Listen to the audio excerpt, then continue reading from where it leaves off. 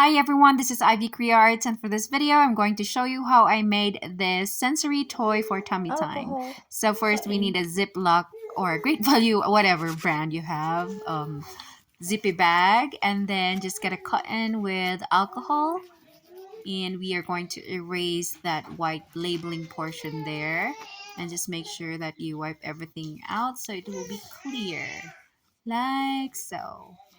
And then here's my beads, and I have some plastic leaves as well, and then I'm going to use a gel. This gel, I haven't used it for years now, so it has expired, so might as well use it. So just pour everything there. So this is half of the container. You can put a lot if you want.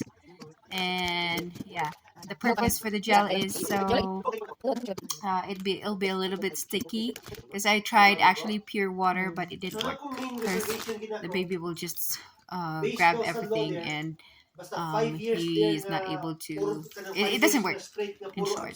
So these are my beads. I have pom-poms, I have gooey eyes, Gyud, samot na gani. and whatever you can put Mo there. samot na gid na dili And na na then mo kuan. make sure to lock everything without air, and then just spread the beads and stuff there evenly, like so.